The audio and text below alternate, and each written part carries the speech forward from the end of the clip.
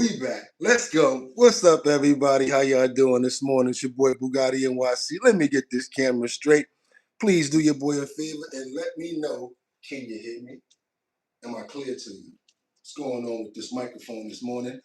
One person out of nowhere said something like, did you download the app? I don't need the app. I already did plug and play. Bugatti, go download the app. Next thing you know, Houston, we have volume, and we're back. Okay, will Ghislaine Maxwell be granted an early release? We're going to find out, you guys. Y'all let me know how our audio sounds this morning. I really appreciate it, because you know what we got to do right now, no matter what. Let's check this. That's right, I wanted to get on early. I can hear you. I can hear clearly now. The sound is on. All right, you guys, let me know how we sounding. Let your boy know how we sounding. Me.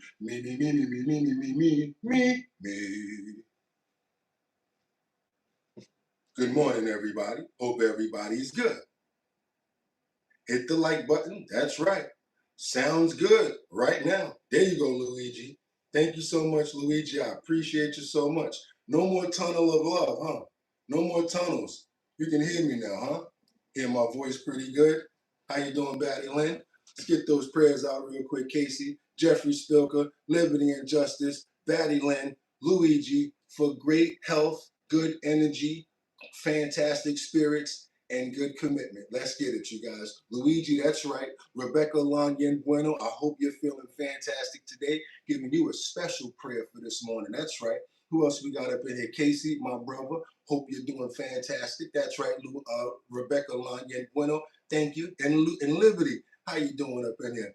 Amen. Hope everybody's ready for a fantastic show. Because I'm ready to go. And they're ready to go. I said it's time to start the show. I hope you're ready, yo, yo, yo, yo, yo, yo.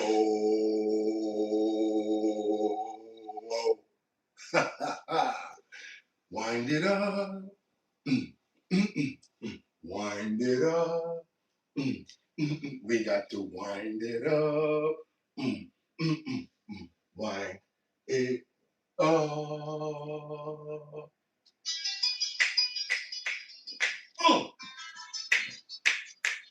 Okay.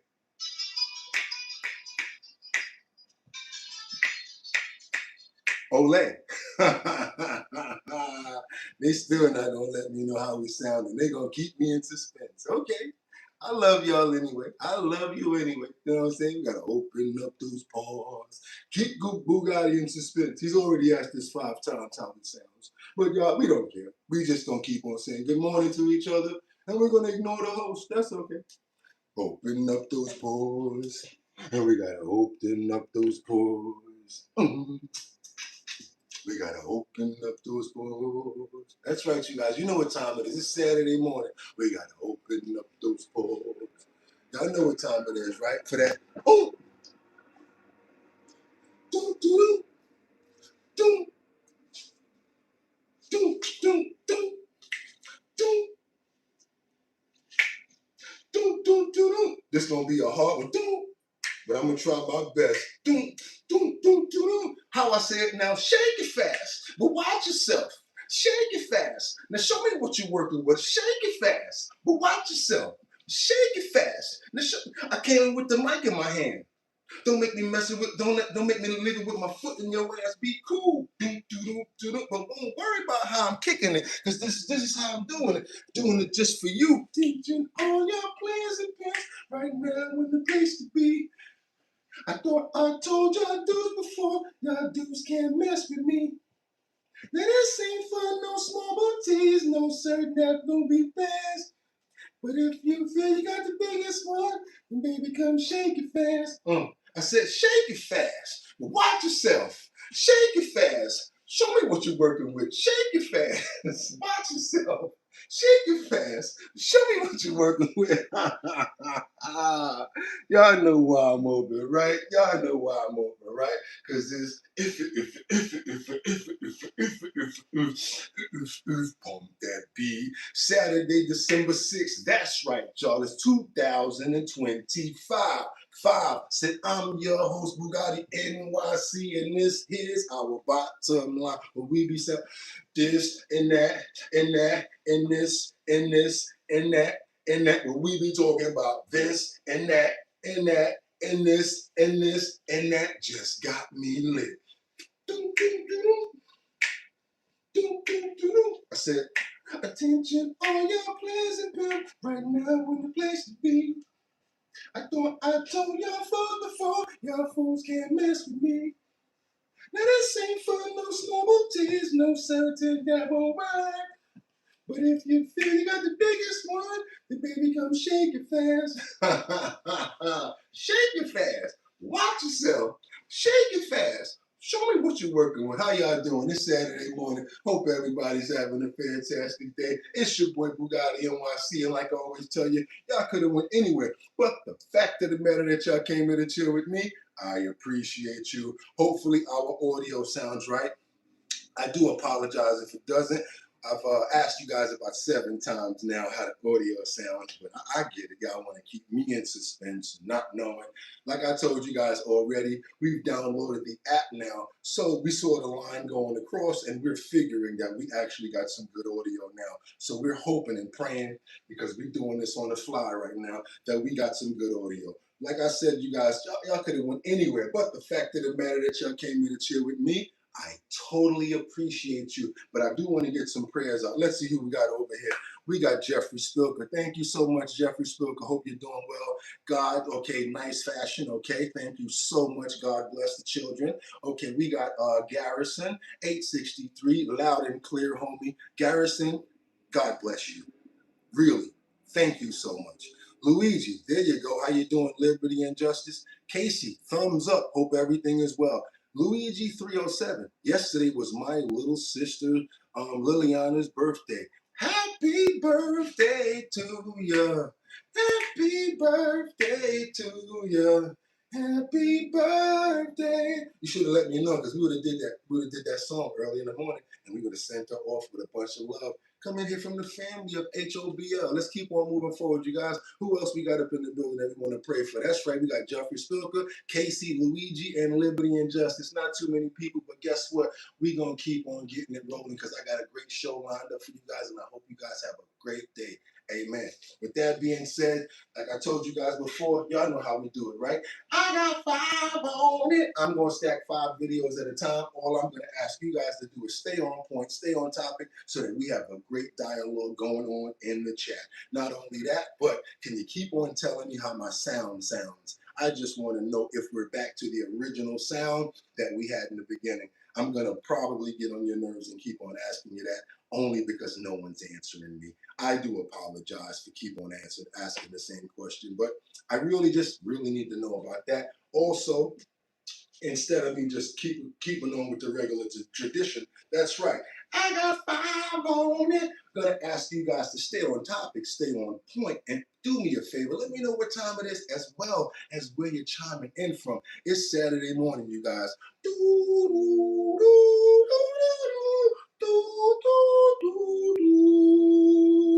So now, without any further ado, let's get into these titles.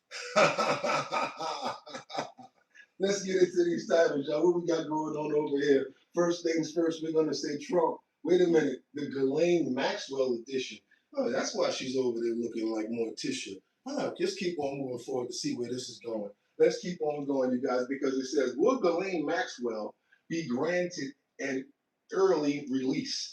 Not only has she been being treated like a princess, being moved from a maximum security to a minimum security, she gets to play with puppies and do all of that stuff. Now she's asking for an early release, and she wants the paperwork as far as certain Epstein files not to be released. That's a lot for a convicted PA that's actually doing 20 years to be asking for. What do you guys think? let's keep on moving forward because I got much more that we have to cover. We've got Stephen A. Smith, who actually defends Trump in a heated interview with the View hosts. Yes, I don't know if you guys probably already saw this, but Stephen A. Smith went up to the View, had an interview, very interesting. You guys are probably going to love this. Let's keep going. Because the last but not least, what else do we have? We've got new evidence that has been released in the case against Luigi Mangione. Again, another lawyer fighting hard, trying to fight for his defense to try to get his boy,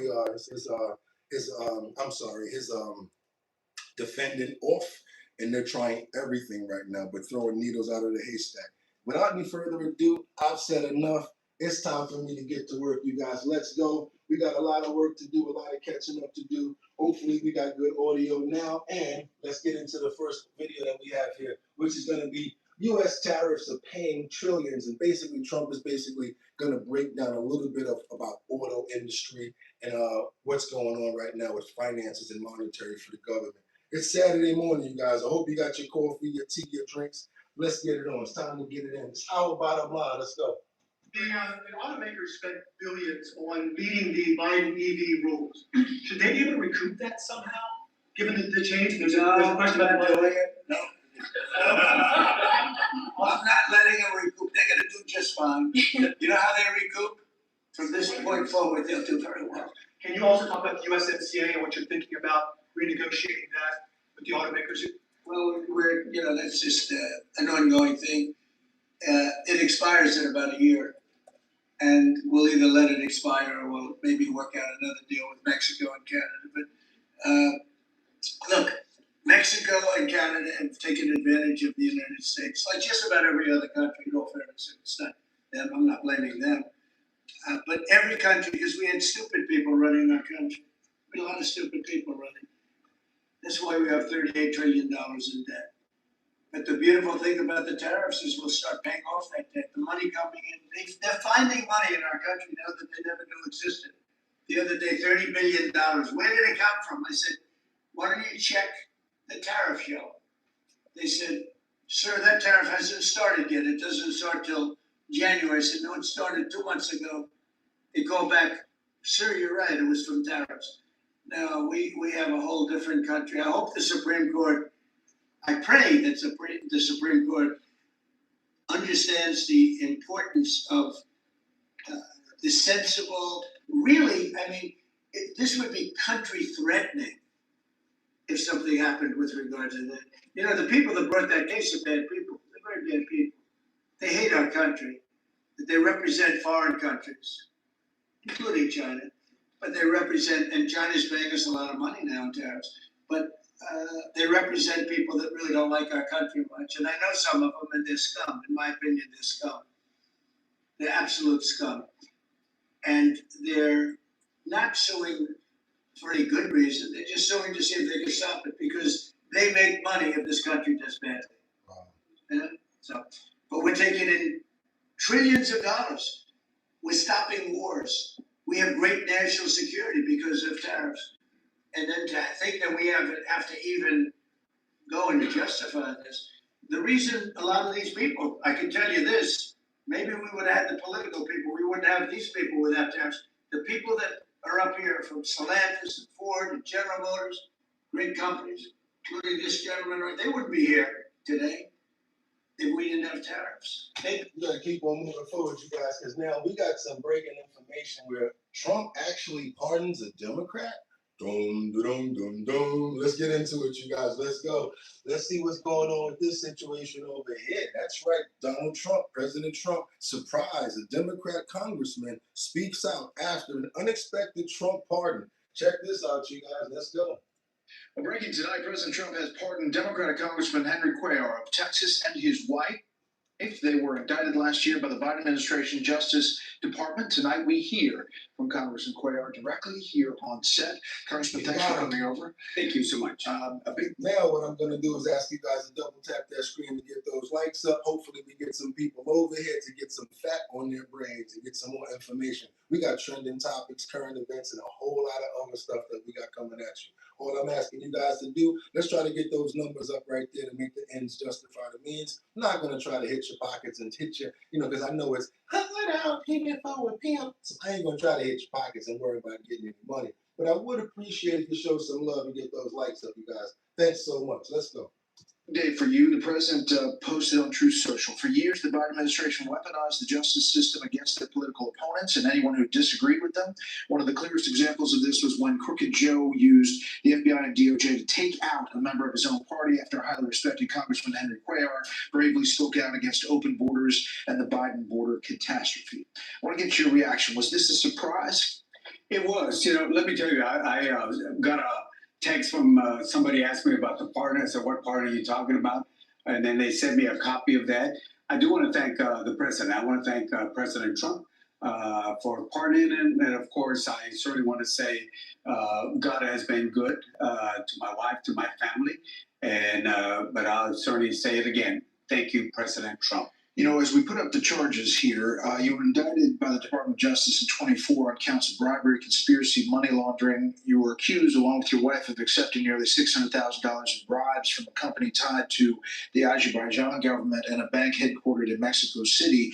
You've denied this. Yes, absolutely. Look, first of all, before any work was done by my wife, I got a legal opinion, number one. Number two ethics opinions before that. And I would say there was not a single witness that talked about a quid pro quo. Not one single witness. But I would tell you also, I did speak against the Biden administration about open borders. My district didn't like it. And you think this is what this was about? Oh, absolutely. Absolutely. It was weaponized. Look, how do they not take in consideration, the legal opinions and other things? How do they do this 40 days? If you remember, the far left came after me where they spent over $20 million. How do they do this 40 days before an election and other things? And I'll be talking about this later on a lot more in detail, but not. Yeah, I got a little more in detail about it right here. Not as much in detail, but a little bit of gaggle that we had when he came out of Representative Henry Cuellar. He speaks to reporters after receiving a presidential pardon from President Trump. But we got a little bit more in-depth information right here. They actually had a little bit of gaggle, which means, of course, they had no certain forum, but just like following him or a certain place that they were able to track him down and get some information from him. That's actually what gaggle means. I Googled it. I gaggled what Google means. I Googled what gaggle means. Let's go, y'all. That could work, guys. This way. So now, of course, and again, do me a favor, you guys. I need to understand something before I make my next statement, because you might feel that I'm part of a party. I am not a Democrat. I am not a Republican. I am an independent. The reason I made this platform is so all parties can get together, have their say on a forum, even if it's debates, because when you debate, you have conversation, you're able to get to a solution. So that's the reason why we made this platform. If I say Republican, if I say independent, if I say Democrat, that does not mean that I'm knocking them down. You ready? So now what I'm trying to say is what I think. I think that Democrats now feel that he is now going to lean to more towards Republican side and probably be working undercover in the Democratic Party and really leaning towards Republican measures. That's what I think, allegedly. Let's keep on going, you guys. The reason I say that is because of this. You just asked the question about your daughters. Did you ask them? You were insulting with that can think for themselves if they love their But were you aware of that letter? like I said, so what is going on? The White House. I just saw it right now. I just saw it right now. I didn't know that. So he's big-ish right now. He's the news right now. He just got released. He just got pardoned. He's a Democrat who got pardoned by a Republican. So, of course, they want to know, hey, are you going to run again as a Democrat? What's going on here? No, tore that camera up. Tore that camera up. Does that mean that you're running as a Democrat? Can you just be clear, are you running as a Democrat? As I said, nothing has changed. I am a conservative Democrat. And I am very bipartisan. And I work with my Republican friends when I need to work with my Republican friends.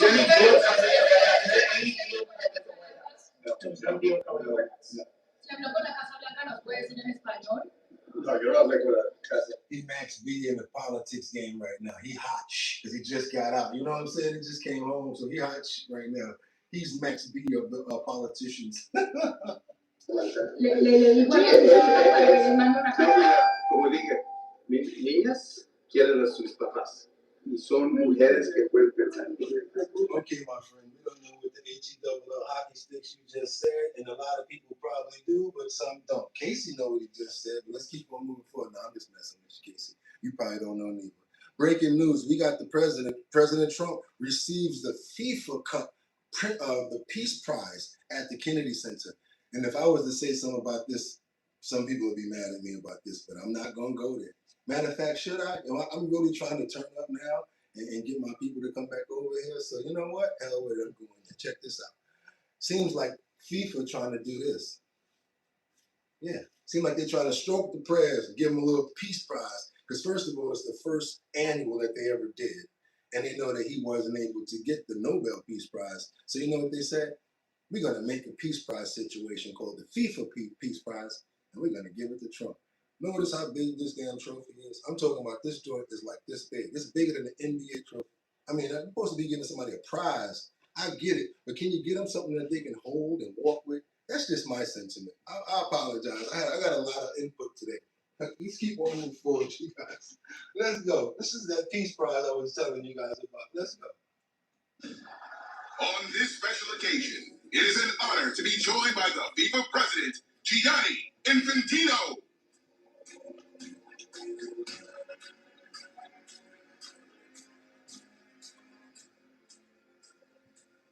Yes, they do.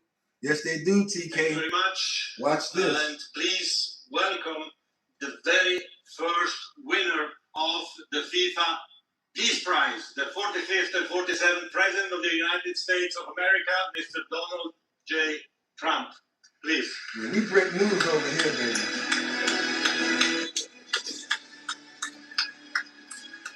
The first.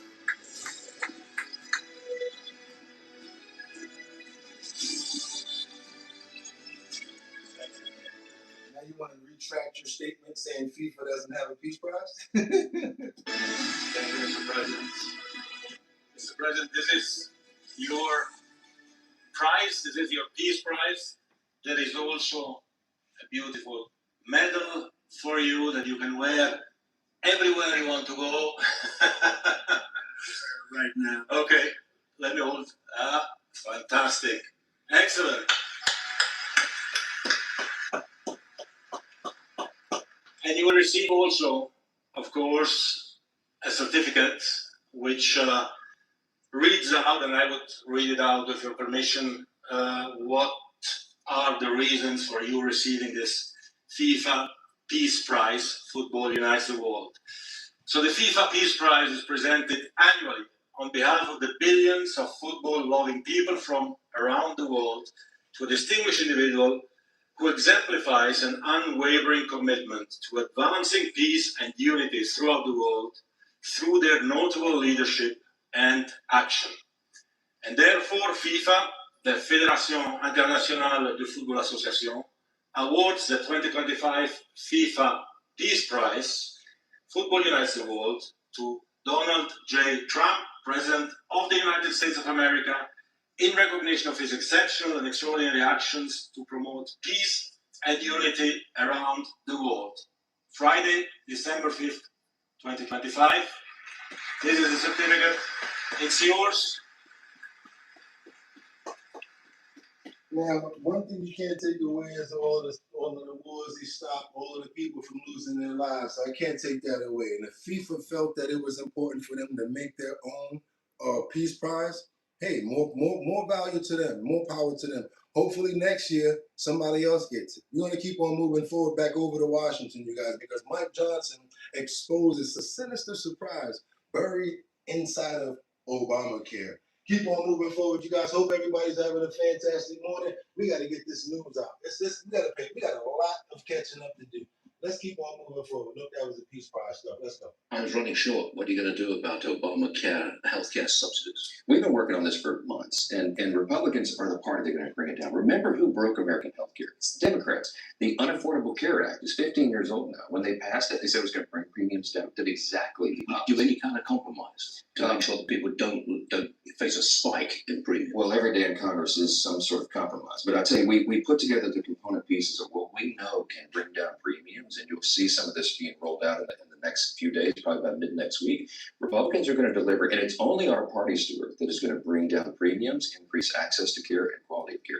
Democrats, all they do is break the systems and then subsidize the broken systems. We have different ideas, and it will benefit the American people. Obamacare is broken, has been since day one. Of course. Do you have the ability to really reform it? I mean, We have to reform it. We have to reform it. I wish that we could rip it out from the roots and start over, but it's so deeply ingrained, it's sinister in that way.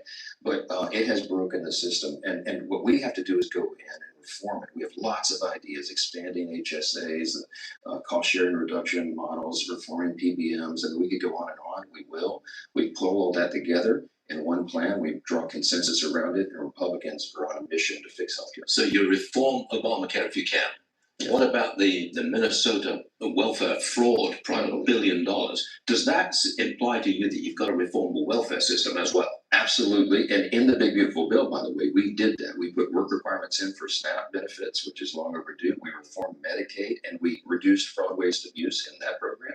The CBO, the Congressional Budget Office, says that it will save $185 billion for taxpayers and bring down healthcare premiums. We have many more reforms like that. The big beautiful bill was infused with reducing fraud, waste, and abuse provisions, and we have much more ahead of us, and that will be an aggressive part of the agenda in the next year as well. Do you work 18 hours a day? More. And I have to, because That's President Trump serious. works 21 hours a day. I see you on TV all the time, always surrounded by hostile media people. Oh, yes. And It's a really fun Republicans job, as they go at you.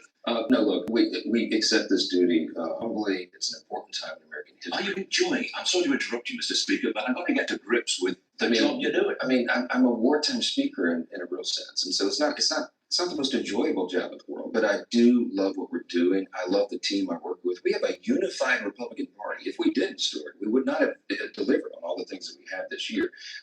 There's much more ahead of us, but this team is excited about it. It is. Just give us the tax cuts and the regulatory cuts. That's right.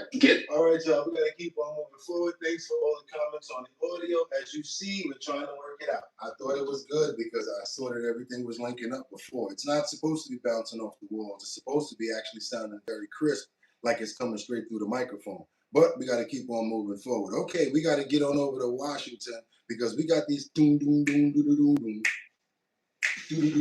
ICE protesters that stormed the New Orleans council meeting and chambers, clashing with the popos, also immigration fraud. Let's keep on going, y'all. We got some topics to cover right now. Let's get on. Let's keep going. The Trump administration opening a new channel in its immigration. No, we're doing that one. I think this is more important. Huh? Yeah, let's do this one right here. Let's go. This is basically let's go. Crackdown as ICE agents descend on Minneapolis to root out illegal Somali immigrants. The operation targeting as many as 500 Somalis in the city. In New Orleans, meanwhile, a city council meeting descended into chaos yesterday when an anti-ICE protester and protesters stormed council chambers, shouting down officials, clashing with police over the launch of Operation Catahoula Crunch. Joining me now is the Department of Homeland Security Public Affairs Assistant Secretary, Tricia McLaughlin. Tricia, good to have you. Thanks very much for being here. What can you tell us about these new plans in Minneapolis and elsewhere?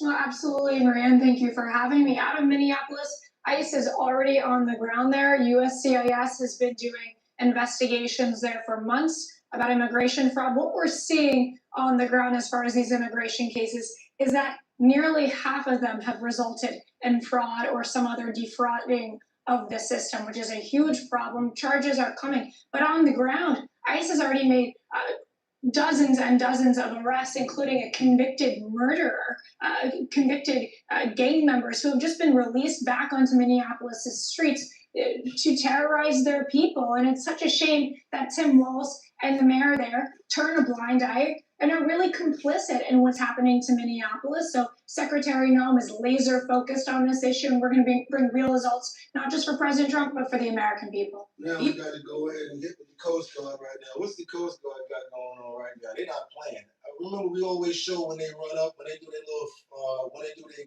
busts on top of the vessels. Now this is what a lot of people would rather them do instead of boom, boom, boom. They'd rather the Coast Guard do this. Do your boy a favor. Let's double tap that screen and get those likes up. Try to get some more people over here. Sorry we got bad audio again. I can't believe it. I thought we had it fixed.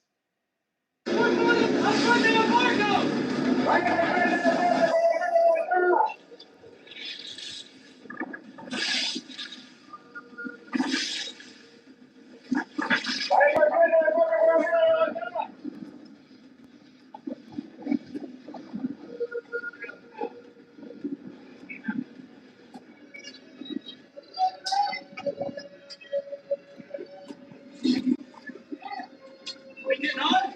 We getting on? Get on. Go on in. Get on in.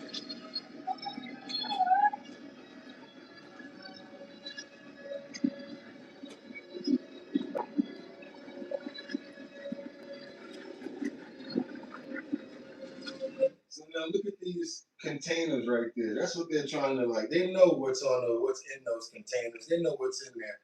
As soon as they jump on, they shut down the boat so it can't go anymore. They shut down the motors. My question is on this one. I don't even see anybody inside of this boat. Is this boat being ran remotely or something? I don't understand this.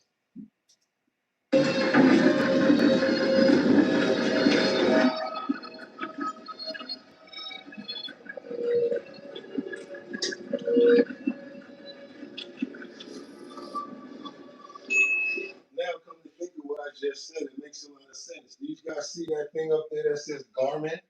Isn't Garmin like some sort of used to be like a navigational system they used to use in our cars? You mean to tell me these guys are that smart? Were they doing it remotely, sending these boats out now so that if they get the boom, boom, boom, if they get caught, they'll get caught with nobody on the boat, just the D-rugs? That's pretty crazy right there. Do you guys see that right there?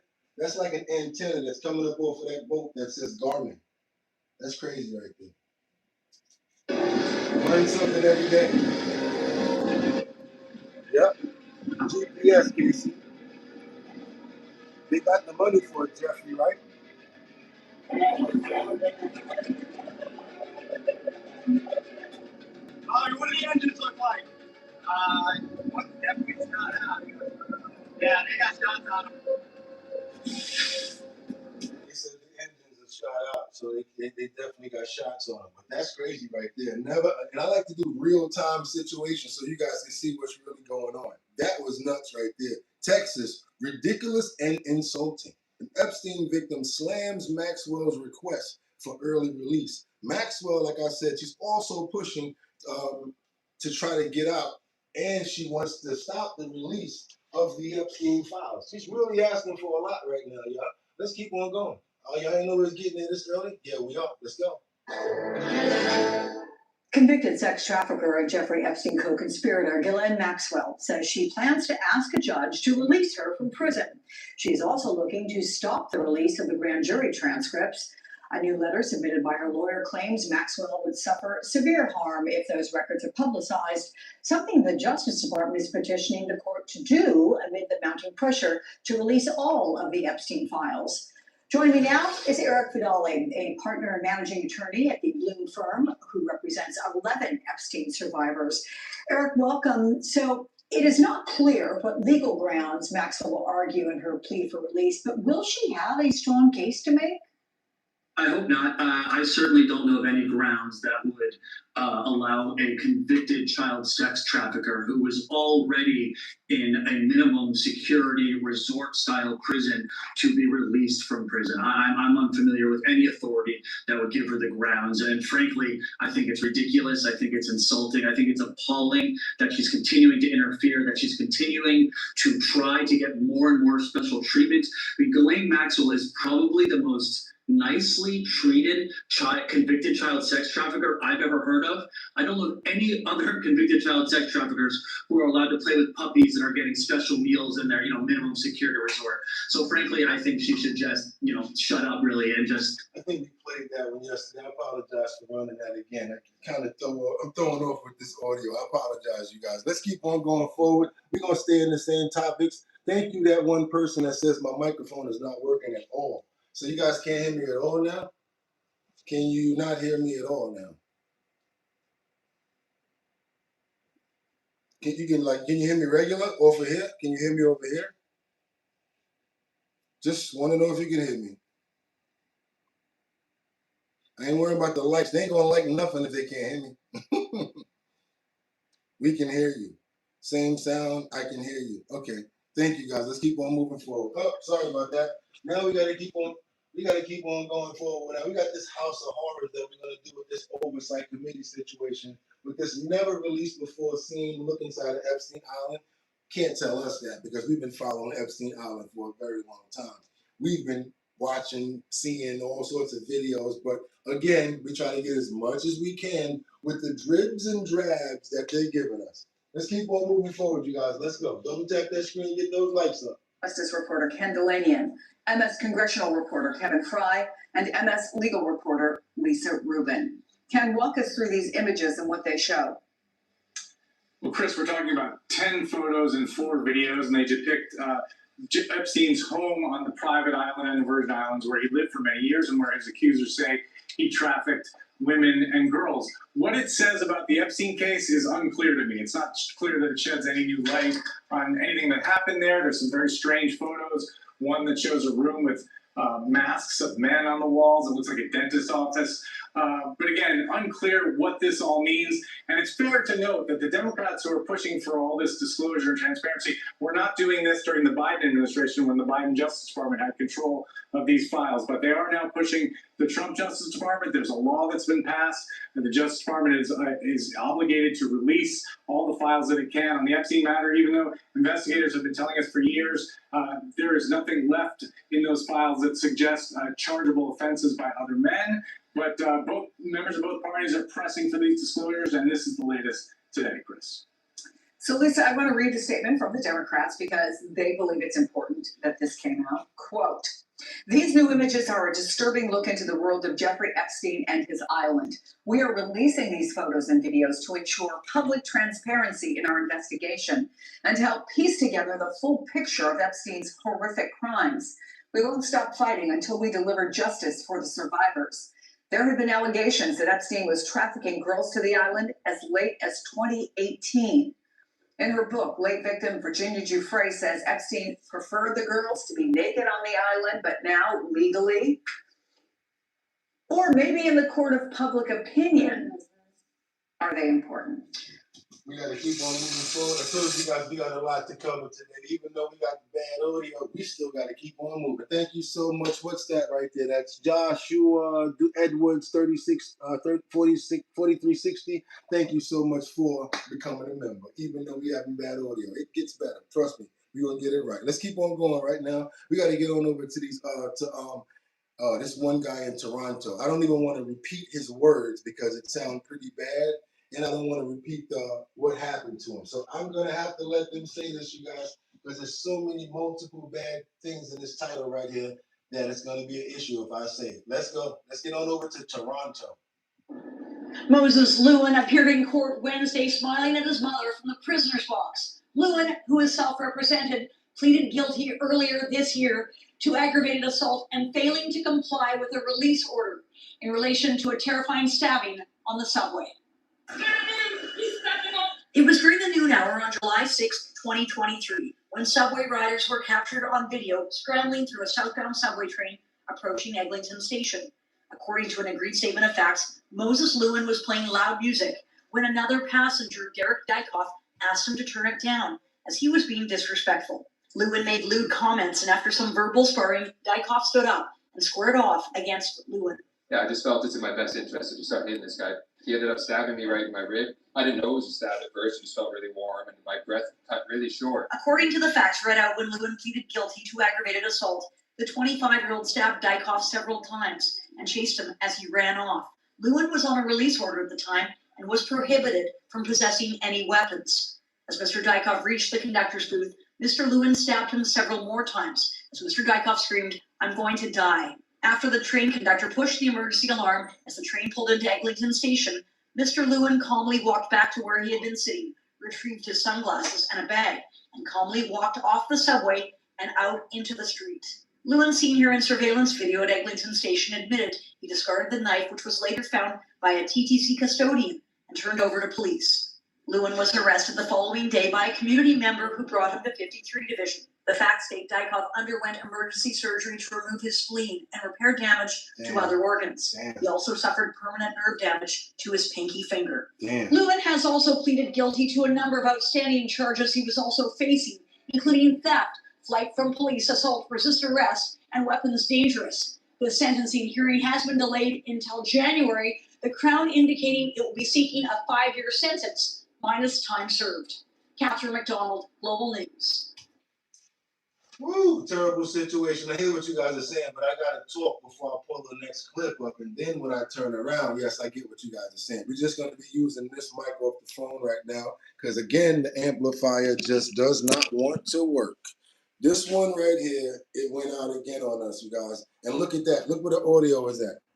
All the way up on 3. So we know it's basically not working. This Hollyland right here basically done had its last days. We had it working for maybe about a year. I guess that's the term limits on it.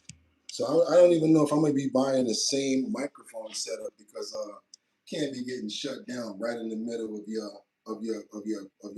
work. And I've done so much research and everything like that. So got to keep on moving forward, you guys. So now we're going to go over to New Orleans, because we got this escapee. You guys know his name, Antoine Massey, who's basically been found guilty of R-word and kidnapping. Let's keep on moving forward. As long as you guys can hear this, let's keep on going. We'll get through it, and I'll just have to go buy a setup. I thought it was good. I should have just went and bought it yesterday.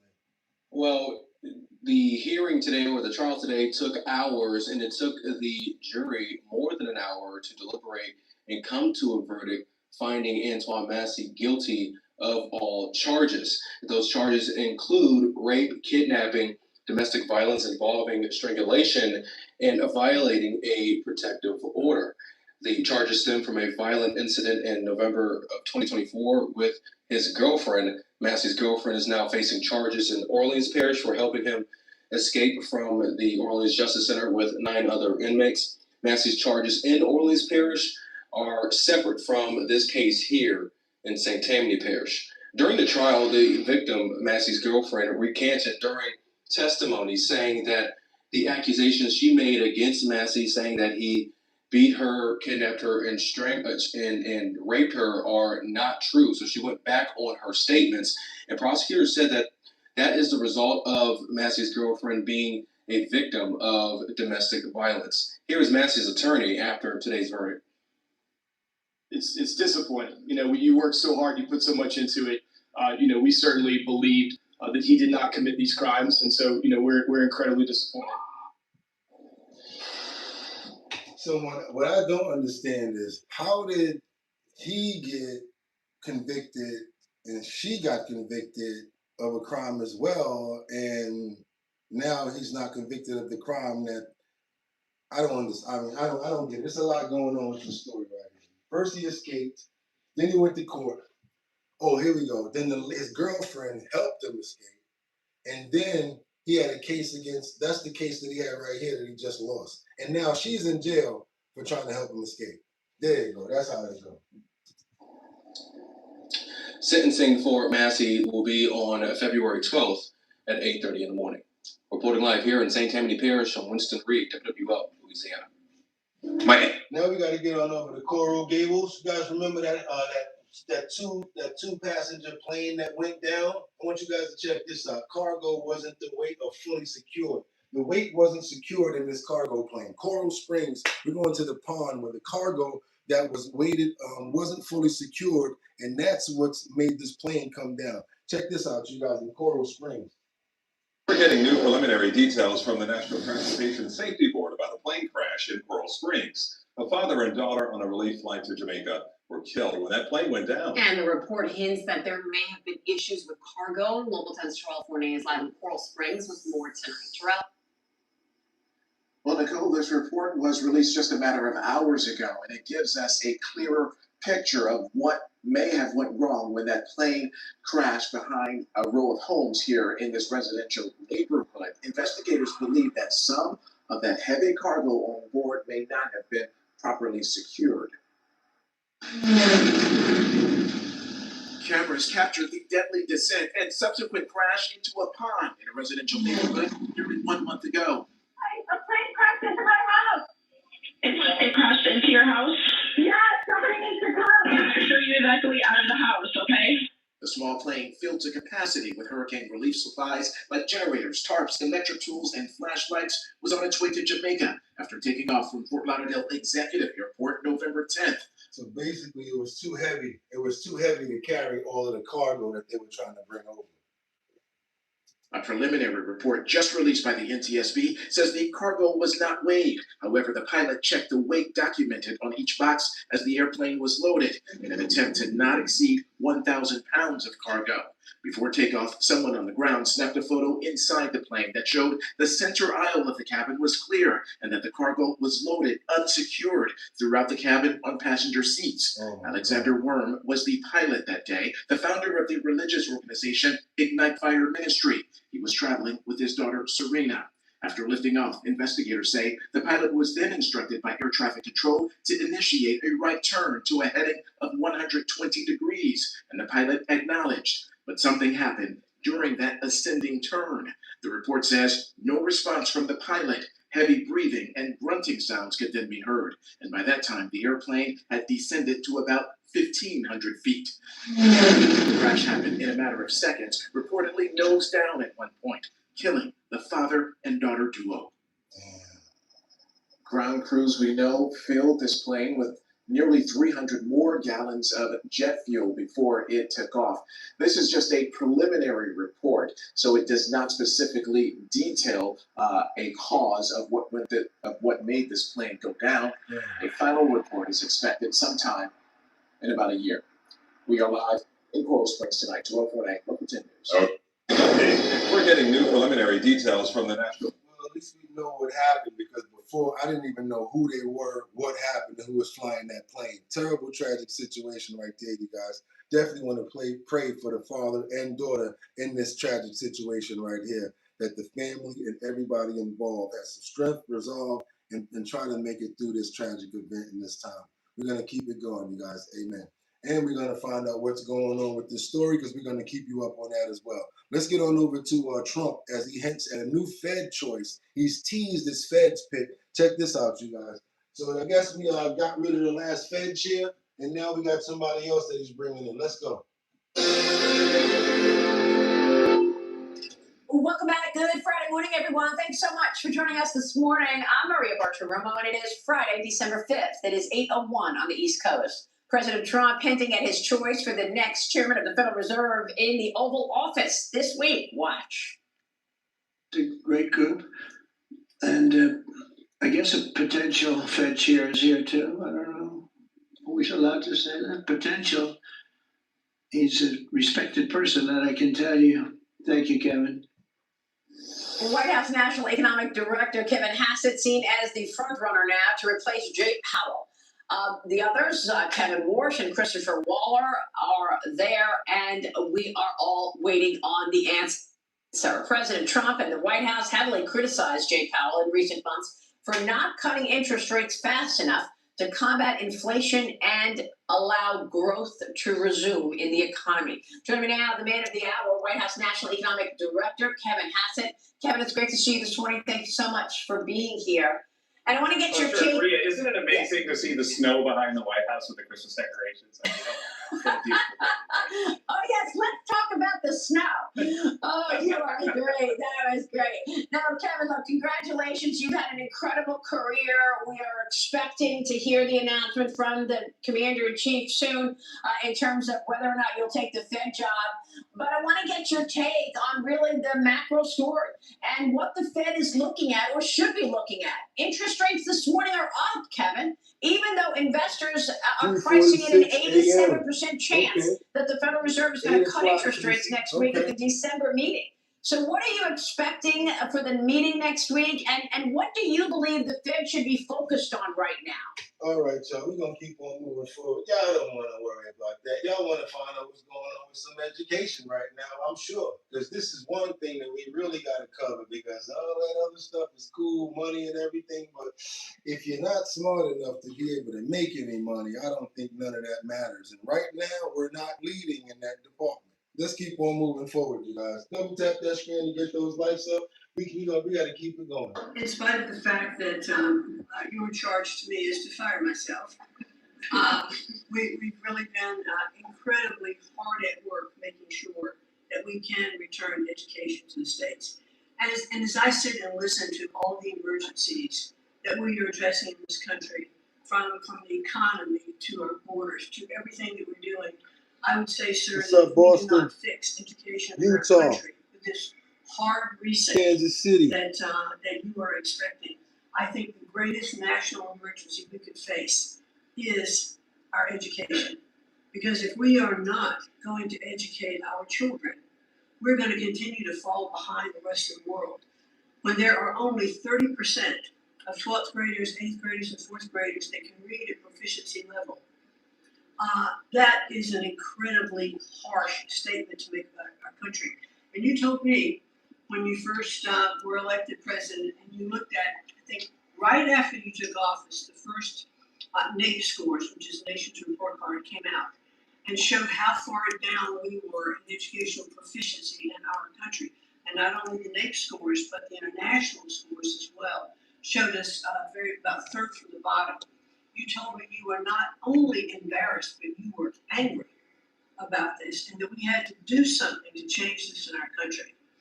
And we took a hard look at it, and you absolutely said the bureaucracy of education in Washington is keeping its thumb on preventing growth, what we should have, because it's best handled at the state level. So as you guys see, they're breaking it down. They're still breaking down the education department. They're still trying to send every responsibility back to the states. Let's keep on moving forward, you guys. We got to get on over to Chicago, where Mayor Brandon Johnson gets his budget rejected. Yeah, what else do you expect? Alternative majority of city council members say his budget is not going to work. Let's keep on moving forward, you guys. We got to get on over to Chicago. One of your favorite mayors, Mayor Johnson. Let's go. There certainly is a level of frustration as alders try to respond to concerns of their constituents, but find themselves at odds with the mayor who claims he is doing what Chicagoans want in his budget proposal.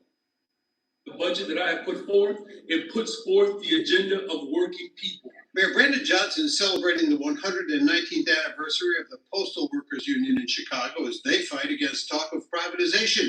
The mayor himself fighting off efforts by a group of 26 alders to modify his budget proposal, including eliminating the mayor's head tax on companies with more than 100 employees, which is expected to raise $100 million for youth jobs and violence prevention programs. It's an idea the mayor adamantly supports as part of a budget focused on taxing the rich. I think it's pretty straightforward here, that we can either balance this budget off the backs of working people or challenge 3% of the largest corporations in the city of Chicago to put more skin in the game. The Small Business Administration has identified small businesses as 500 and under. Yet this mayor's administration has decided that a 100-person company is a large corporation. So in essence, he's targeting the micro small businesses that are in our communities. The Johnson administration, in a letter to alders, rejecting one by one all the alternative budget proposals for various reasons. So for them to ignore the city council and say, no, we're just going to forge ahead,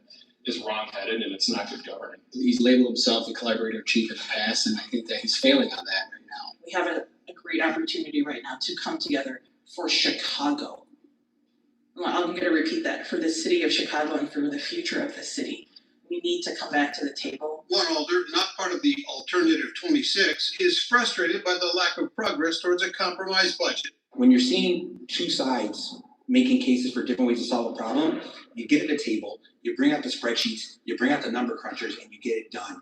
And the inability to do that is causing this problem. All right, Chicago, what's going on over there? Again, Brandon Johnson. Oh my God, what is his approval rating now? 13%, maybe 12%. Let's keep on moving forward, guys, because somebody getting fired for this. I'm talking about, I don't know if it's DEI, I don't know if it's bad training, but the way that this guy escaped from these police officers, from this jail facility with handcuffs on his hands and bare feet, jumped on top of the van, then jumped over a wall. That wall probably had to be at least about, what I want to say, 30 feet off the ground. I bet you they just stopped parking those cars over there, those police vans. Check this situation out here. Check this out. I can't believe it. When I saw it, and I have to open the screen up real fast because it happens real quick. Check this out. And where we going with this? Leaps over the wall and the daring escape. I want to know where this actually happened at real quick. Let me get that for you guys. This is a dramatic body video of Dylan Harrison escaping officers in Wales. All right, let's get this screen open. Let's go. She's going to start telling him what time it is. He don't care what time it is. I'm out. So, Dylan, the time is 8:10.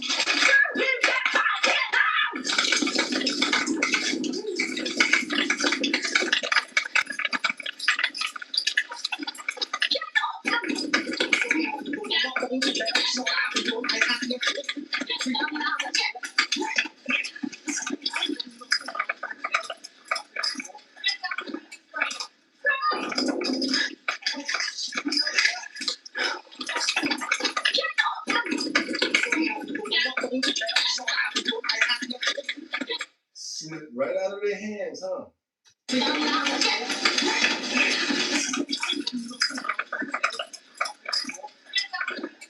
And she just watched him do the rest of it. She just watched him jump over the wall and jump over like a flailing fish.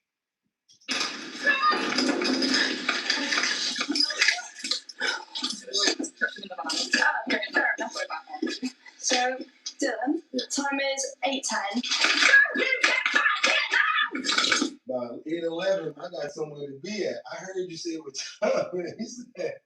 He said it is now 8:10. He's like, yo, I gotta be somewhere by 8:11. Got up out of there, y'all. That was crazy right there. We got to keep on moving forward. Yeah, we got to get on over to Texas, Mesquite, Texas, where this tire shop manager lost his life in this workplace power. I think we got to follow up on this situation right here. It was done by one of the people that worked there. Let's keep on going. Dallas police say they arrested a man accused of killing his manager. 21-year-old Marlon Lawrence is facing a murder charge tonight. Police say he shot and killed 42-year-old Billy Brightman at a tire shop off Camp Wisdom Road in the Redbird neighborhood of Dallas. Officers Peyton Yeager spoke with the victim's loved ones. She's live with more. Peyton. Steve, and the biggest question from this family tonight is why? And why did it escalate to such violence from someone the manager hired? Now, the tire shop manager leaves behind a wife and 2 children. Run a Tire off Camp Wisdom Road in Dallas sat quiet on Tuesday. A sign outside for customers, sorry for the inconvenience, our store is currently closed. But Monday afternoon, it was chaos. These photos of police on the property snapped by nearby businesses. Dallas police say the manager of the tire shop, 42-year-old Billy Brightman, also known as BJ, was murdered by one of his employees, 21-year-old Marlon Lawrence. It had to be like almost like 145, 150, and that's when I started seeing like the crime scene. James Luck, a friend of 20 years, had actually spoken to Brightman early Monday morning. He swung by the shop that afternoon, and confusion set in. Luck later learned Brightman died at the hospital, describing him as a motivated, selfless family man. Just unbelievable that just for it's actually roll out the way it did. Surveillance video, according to police, showed Brightman working the front counter. Dallas detectives say Lawrence, a tire technician, approached Brightman from behind and shot him in the back and then again in the face. Arrest paperwork Fox 4 obtained on Tuesday doesn't reveal why Lawrence allegedly opened fire. He always said was be safe out there. That's the only thing he always projects to me, like, be safe out there, bro. Be safe out there, bro. They just Luck, teary-eyed, thinking about the parting words Brightman would always say to him. man, just thinking of him always telling me that, it's just kind of bothers me now. Once Lawrence was taken to Dallas Police Headquarters to be interviewed, police say he did admit to shooting his boss. Lawrence, he remains in the Dallas County Jail tonight. He is charged with murder. Keep on moving forward, you guys. That's a terrible, tragic situation right there. Yesterday, we prayed for the mom, we prayed for the family, and now we're going to pray for the victims in this terrible, tragic event, as well as everybody who was affected by it. Amen. Thank you so much for the $9.99 super chat. Can we get 100 likes? Let's support Bugatti. Here working really hard for our knowledge and entertainment. Nah, they're not happy with me right now. I'm not even happy. The audio sucks, and I ain't even mad at them. Let's get on over to Minneapolis. Ice over. Thank you so much for the $9.99 super chat. Everybody show some love for Miss Swanza, who's here through the rough times. We appreciate you so much, sis. Thank you so much. Let's get on over to Minneapolis, where ice sweeps, sparks, chaos, and panic. Doom, doom, doom, doom, doom, doom, doom, doom, doom, doom, doom, doom, doom. Let's get into it, you guys. Let's go. They're gonna stop a little bit of the groove, but I still got a bunch in the clip, and I got to keep on going. We got these ice sweeps that spark chaos and panic across Minneapolis, but you got a whole bunch of people beeping horns, making noise, and trying their best to let everybody know that ice is here. Who's that right there? That's Eric Scrammer, $50. Oh my God, thank you so much for the $50 super chat. Y'all already know what that's going towards. Yeah, better microphone situation. Thank you so much, everybody. $50. Come on now, show some love. Thank you so much for the $50 super chat. Totally appreciate you. Let's go. I should probably do this more often. Leave this phone, leave this broken. But no, it's killing me on the numbers. I got to be honest with you. But we got to keep on going forward. Anyway, hey, another day, another time to keep on going. Problems present opportunities. And I guarantee you, Hollyland will be hearing about this. And I'm going to be really in their ear about it. They're going to hear about this from me. Let's go.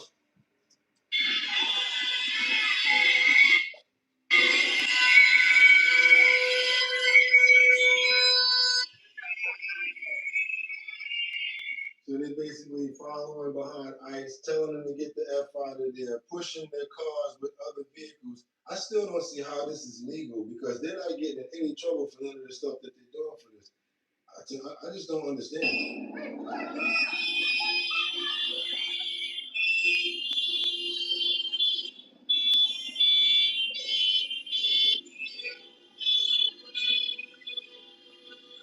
I live 2 blocks from here in South Minneapolis. I'm from South Minneapolis. And when I heard that President Trump was sending his ICE goons into my community, I decided to come out here.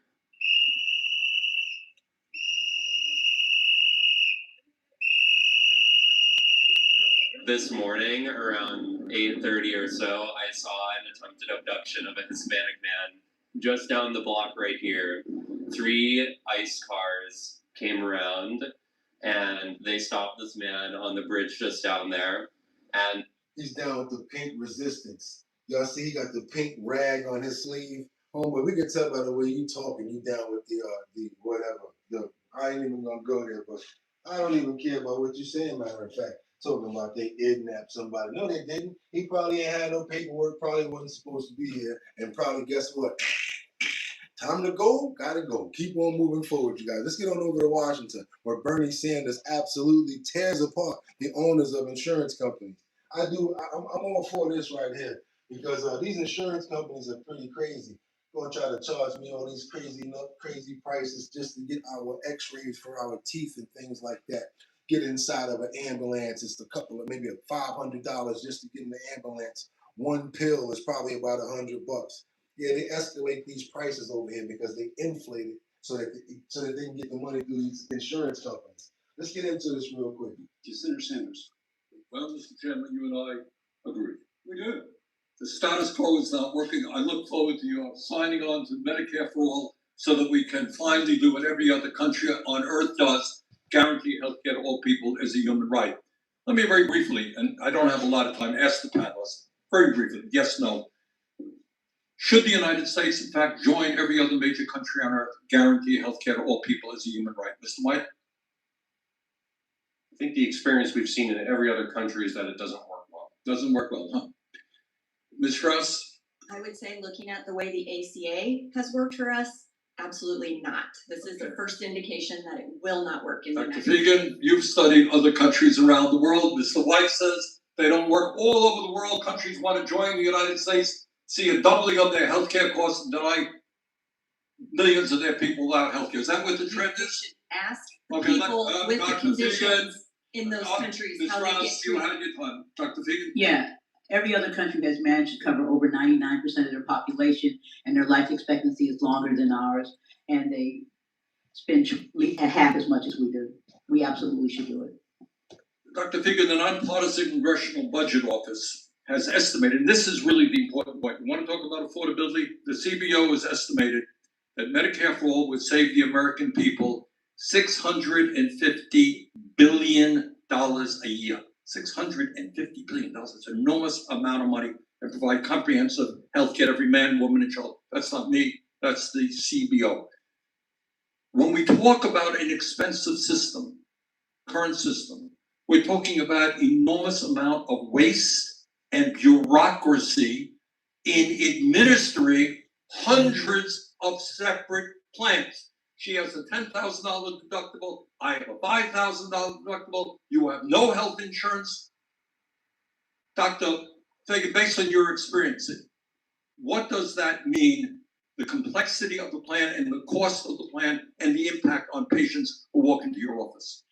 Patients can't figure out how to access the care they're entitled to, and as a result, they often don't get the care they need.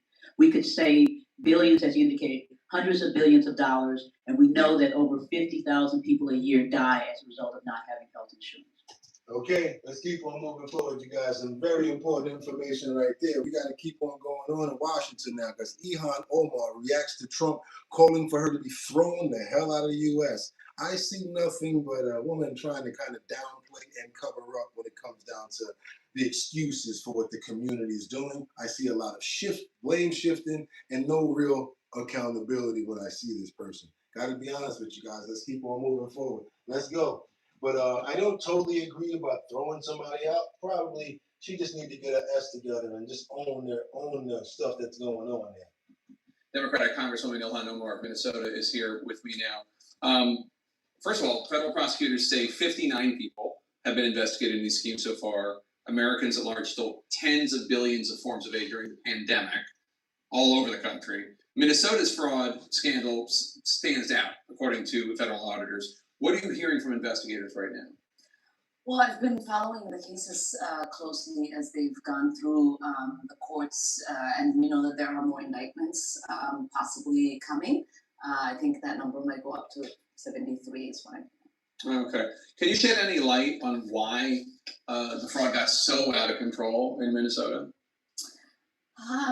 I think what happened is that, you know, when you have these kind of new programs that are designed to help people, you're oftentimes relying on third parties to be able to facilitate.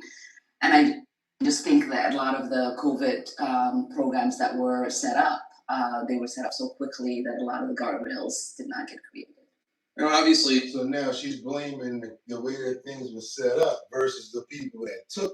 You know what I'm saying? So it's like, you know, it's your fault for setting your jewelry store up like that. It's your fault that people came in here and took stuff. You know, it's not. Don't worry about the law, but it's your fault that people came in here and took your product. It's kind of like what she's trying to say. Instead of saying, yeah, the people were wrong for stealing and trying to take money from COVID, but she doesn't want to own it. That's the part I say about no accountability. Whatever the ethnic group, the actions of a few dozen should not impugn an entire community of thousands of people. Okay, I want to make that very clear. President Trump has used this fraud to make rather to me, shockingly bigoted comments about Somalis in general, including you, but the entire Somali community in Minnesota. He did it yesterday and he did it again today. Let's run some of that. These Somalians have taken billions of dollars out of our country. They've taken billions and billions of dollars.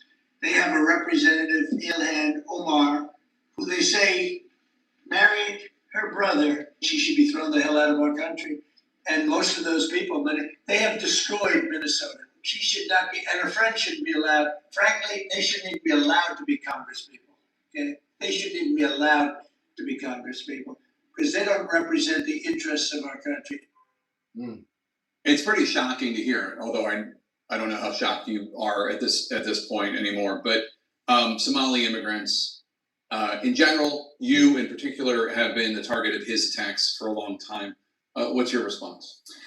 Yeah, I mean, I'm not shocked because we know that the president oftentimes resorts to very bigoted, xenophobic, Islamophobic, racist rhetoric when he is trying to scapegoat and deflect from the actual failure. Oh yeah, deflection sounds like something you did about 2 seconds ago. Sounds like you're about to do another gaggle conversation that really leads up to nothing. So I'm good. We gotta get on over to New York. That's right, you guys. Let's get on over to New York, Manhattan, where new evidence in the Luigi Mangione case has just come out. We got the actual 911 call here. Let's go, you guys. Let's get it. The 911 call that led to the capture of an alleged killer. I have a customer here that some other customers were suspicious of, that he looks like the CEO shooter from New York. The manager of McDonald's in Altoona, Pennsylvania, providing a description of a male seated in the back corner. He's wearing a black sweater jacket with a medical mask and a tan khaki colored beanie. The woman said customers thought they recognized a distinctive feature. Well, he has his beanie pulled down, so the only thing you can see is his eyebrows. Altoona police dispatched 2 officers to the McDonald's. The audio now public for the first time. Got a call from the manager there. Customer just came to her, said there's a male in the store that looks like the NYC shooter. One of the responding officers testified, "I recognized the defendant as the person shown in the media." Luigi Mangione taken into custody. In court, Mangione watched as prosecutors played blurred video showing him peeling off his clothing for a strip search. And another moment when they pulled what they described as a to-do list from Mangione's pocket. The crumpled paper lists USB, digital cam, survival kit, hot meal, and water bottles. Body camera footage also shows officers taking this wallet from his jacket pocket. They said it contained thousands of dollars in cash along with foreign currency, seen here. Mangione has pleaded not guilty to murder charges. His lawyers are trying to get key evidence thrown out. The defense questioning why police touched Mangione's backpack without a warrant. He never acted belligerent, did he? No, an officer replied. He never attempted to open his backpack at the McDonald's, did he? No. Defense attorneys say police had no reason to search. I don't think that they're gonna get away with that one because it's not even. We didn't even realize yesterday. We didn't even realize yesterday that was for a phone call that came in. When someone makes a phone call against you, a lot of stuff gets thrown out of the window. Like for instance, if you call the police when it's on private property, you can't say you can't come in because it's private property. The police say, "Oh yeah, we got a call. You got to let us in. We need to know what's going on here." Especially if they got a call of distress. I'm trying to tell you guys. So there's a lot of fine lines that they got to worry about crossing right here. We're going to keep on going with this story as we do all the time. Let's get on over to Stephen A. Smith because he basically defends Trump in a fiery clash with The View when he went on The View the other day. Let's check this out, you guys. Let's keep on moving forward. Double tap that screen if y'all appreciate the content. Let's get it going. This is something that a lot of people did not agree with. Why? Because so many people are just anti, and even if someone's right, they don't believe in telling them they're right. We don't do that over here. If someone's right and they're a Republican, we tell them. If someone is right and they're a Democrat, we tell them. If it's an independent, we tell them. And if it's somebody like me that don't have no party and I'm right, just tell me the same thing too. But I don't like to compartmentalize people. It's not fair. Let's keep on going, y'all. Had a fiery clash with the ladies of The View yesterday after Joy Behar started unloading on US President Donald Trump and questioning his cognitive abilities. Trump is claiming that he aced the cognitive test. even though he's going on late night truth social tirades, in the middle of the night he's texting and calling Governor Walz a name that we don't use anymore to disability. He's attacking female reporters as piggy and ugly. Retard, that's the word. We still use it, y'all. It's all good. Retard, all good. Falling asleep in the middle of a meeting. I mean, I said yesterday that Marco Rubio is boring, but not that boring that he would fall asleep. So what do you think's going on with him? Trump is being Trump. Really? There's nothing cognitively wrong there? Well, I'm not saying whether there is or isn't, but I'm saying that 77 million people don't care. They voted for him, and those same 77 million people. Is it still that number? And they don't agree with that, because if you're not just throwing them under the bus or agreeing with the other side, a lot of people don't like it. Like when I say certain things that I agree with, oh, Bugatti, we don't like you because I probably agree with Trump. And then I say, oh, Jasmine Crockett, actually, she has a point right there. Oh, Bugatti, we don't like you because you agree with that. Huh? What's wrong with y'all? So you just got to, no matter what they do, no matter what they say, they're right, and you're going to follow them like that? And you call yourself worrying about if it's Fox, NBC, or whatever the platform is? You worried about that versus letting the party control you like a robot? Come on, man. Let's keep on moving. They were doing it. Well, you could say that it is or isn't, but the point is he's the president of the United States. Despite the onslaught of stuff that was coming his way, he knocked off folks, and the Democrats let him because they weren't on their game. Online commentators applauded Smith's bluntness, with this person saying, boom, mic drop, adding, we not only don't care, but the whole falling asleep narrative is fake news from people who think he's legitimately falling asleep during cabinet meetings, where he's clearly just listening. The topic of Trump's cognition has been all over the mainstream media this week, following Tim Walz's spray about Trump's MRI. Now, you guys are not going to like me about this, but I'm a perfect example. I don't really like to sleep. I would love to sleep a lot, but I like doing this. I like researching, and I have a lot of opportunities, so I like to work. And then when I'm working overseas, you have to work on their time as well, right? When you're working with people overseas and in Japan and other countries, you have to be up at like 3 or 4 o'clock in the morning to do business with them, right? So a lot of people don't sleep a lot. So sometimes you will doze off. That's like, for me, I get it. You'll doze off. Even if somebody say, yo, you're falling asleep. Oh, my bad. That doesn't mean that there's something wrong with you. That means that you're probably tired because you stay up late and you're doing a lot. And because you're the president of the United States of America and you're doing a lot, flying around, going through all of this stuff.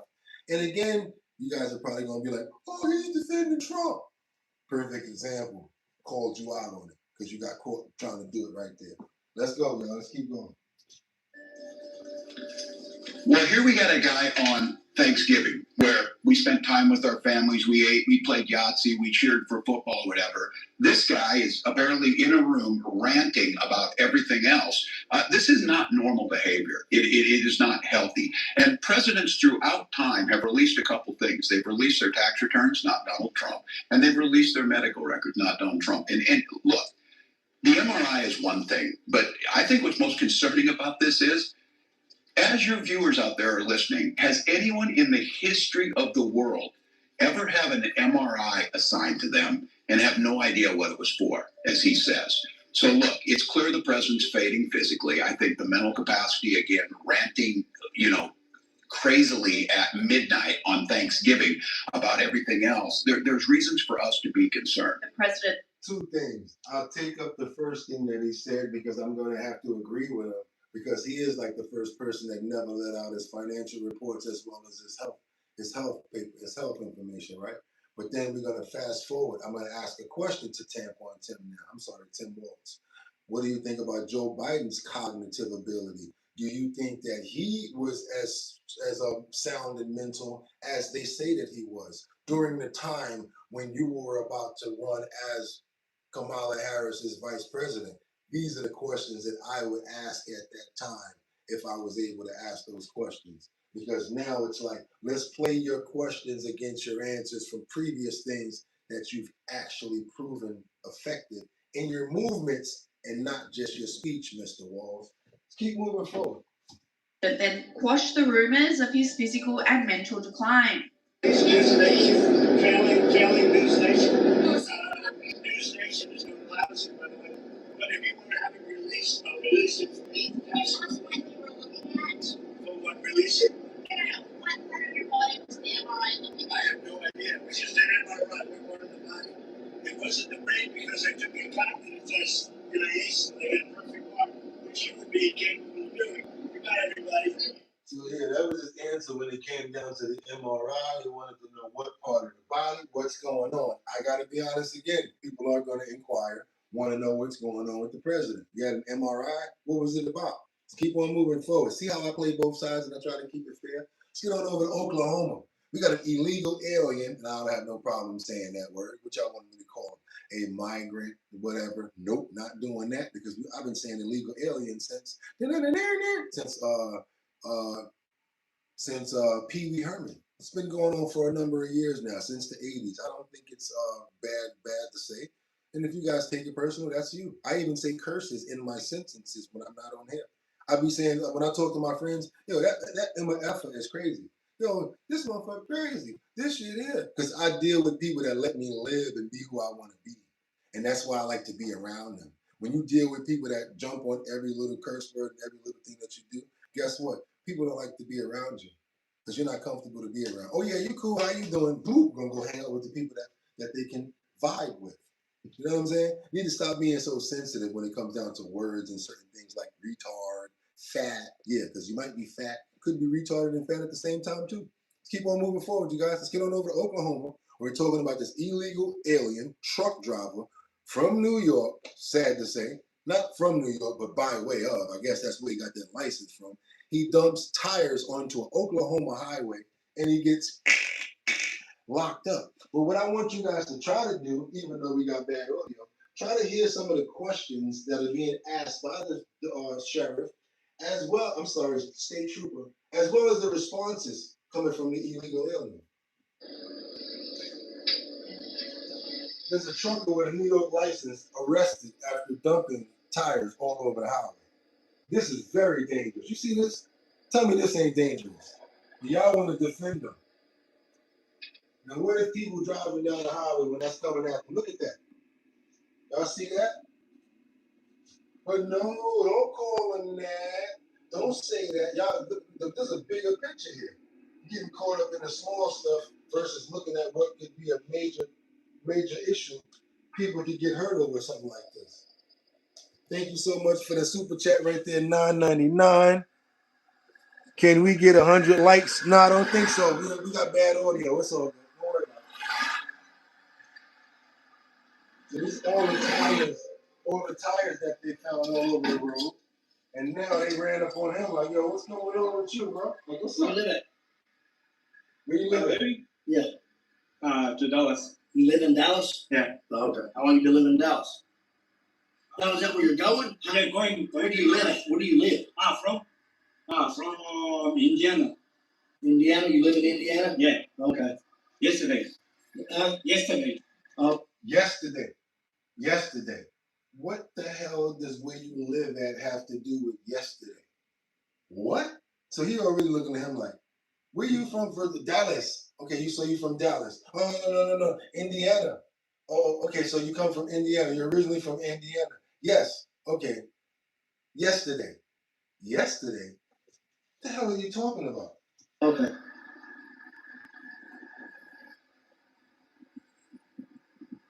Yesterday? Okay. I'm going yesterday. Where do you live? Where's your home residence? Live? Yeah. I'm from New York. New York? Yeah, New York. How long you been living in New York? Texas, Indiana, now we're saying New York. Ain't near one of those places sounding like his accent, right or wrong. 2 years. 2 years? Yeah. Okay. You been living in New York for 2 years? Yeah. Okay. Where'd you move from? Moved from? Yeah. What? When you moved to New York? I'm Chapter. Oh. Where did you move from when you moved from New York? I am truck driver. Yeah, you coming with us. You definitely coming with us. He gonna get that locked up, and he definitely sent him back over. Let's get on over to Michigan right now. I know you guys remember this story from yesterday, even with bad audio. We got this Army veteran who was surprised. Finally, they gave it to him, you guys, a $1.7 million check to help him retire. Let's keep on moving forward, you guys. I love stories like this. Maybe one day we can do the same for a whole sanctuary and get our dogs off those streets. Let's keep it moving, y'all. Tonight with the 88-year-old veteran and Meijer employee who was forced to continue working well after retirement age after losing his pension. His story has resonated with a lot of people. A GoFundMe was recently posted for his viral story, and now he's a millionaire thanks to the kindness of strangers. Earl Myers is in Brighton, where this local veteran just received that life-changing check. Elle? Yeah, you guys, it was an emotional and surprising afternoon for Ed Bombas, who had some idea that he was becoming famous on the internet, but had no idea the extent of it. You will be able to retire because we've raised you $1.77 million.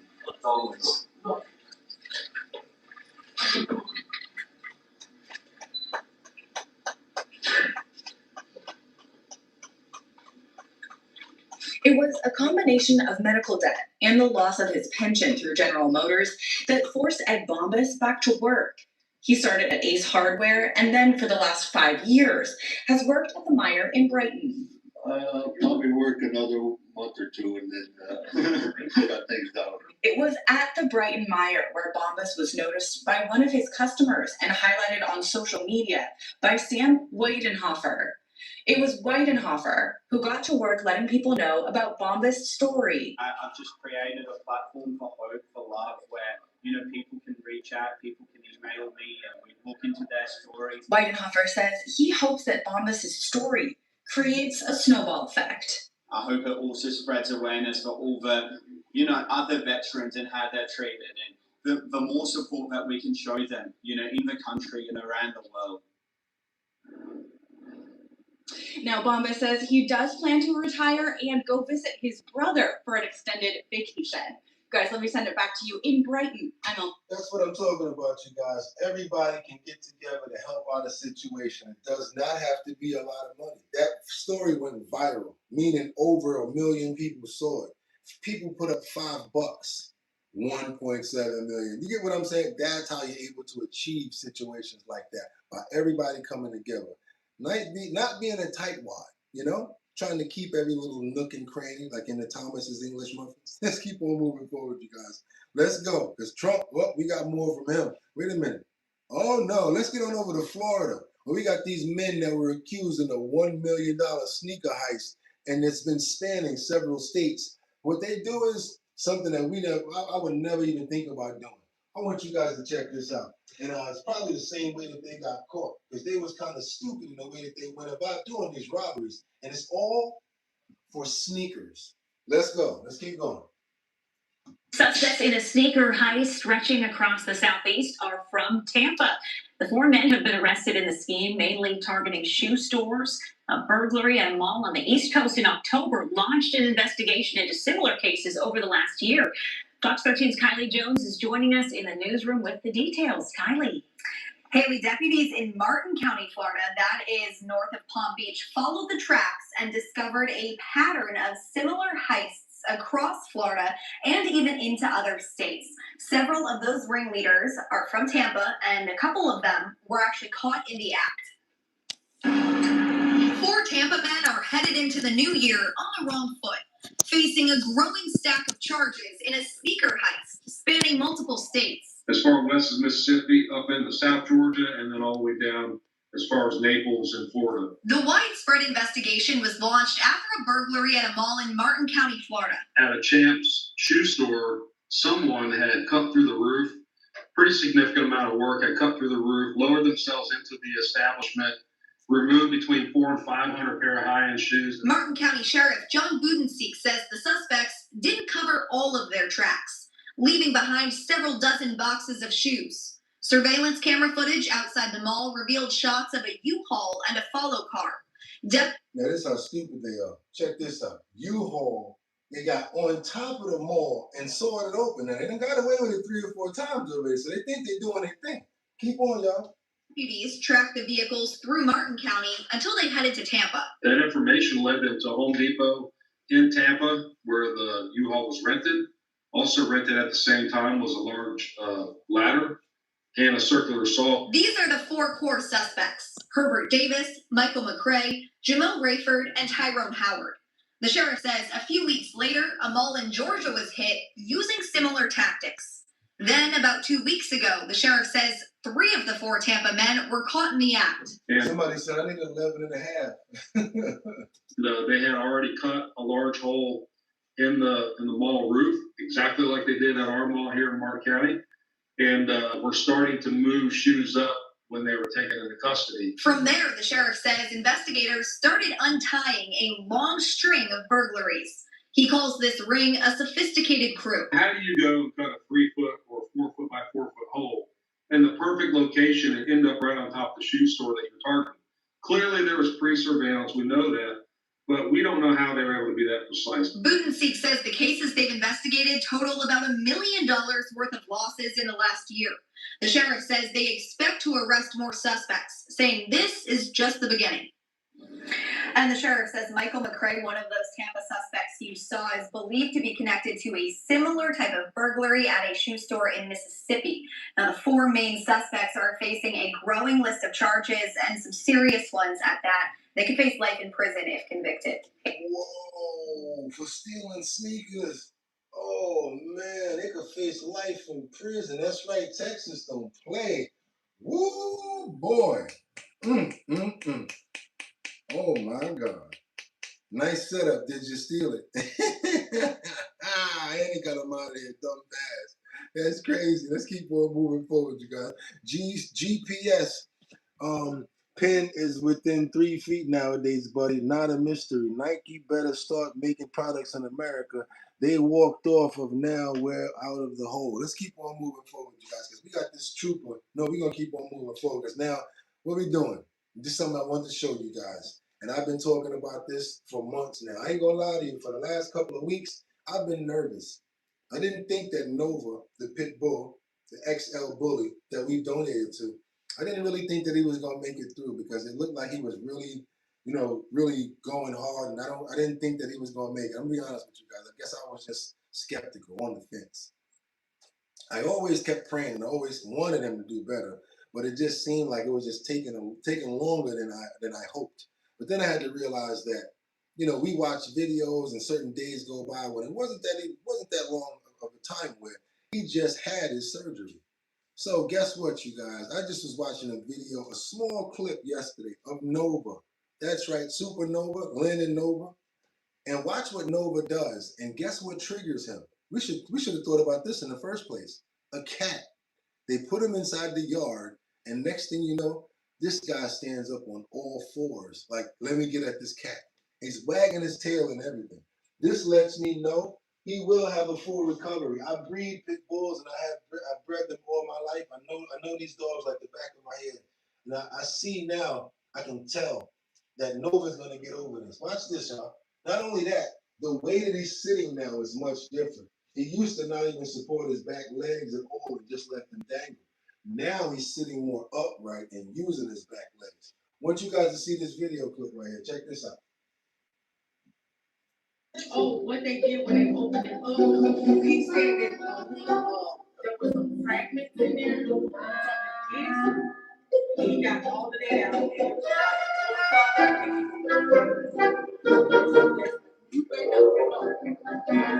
So now what's funny is he's trying to get up and Lynn is doing what she normally do. No, sir, don't go over there and mess with that cat. But that's getting him amped up to want to go with the cat. And look at what he's doing as a result. So I'm all for cat therapy if it makes him do this. Let's go.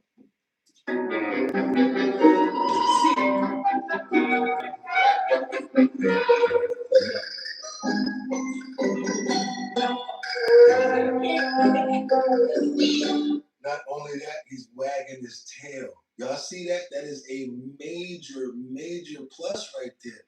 Look at that.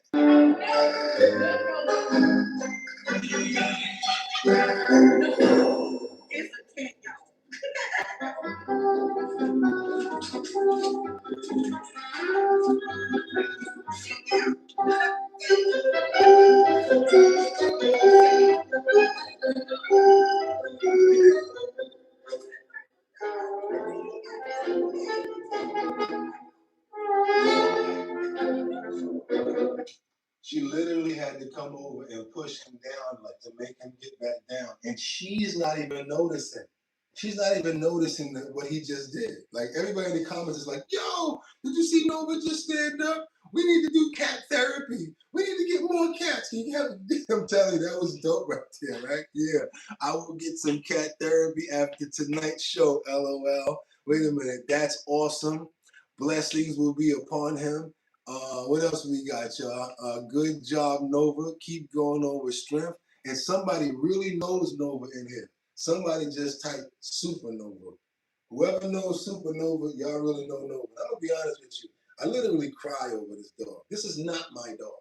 I love this dog, and all dogs like this. That's what I'm telling you guys. I can't wait to get this rescue going, because it's gonna be one of the best rescues that we have.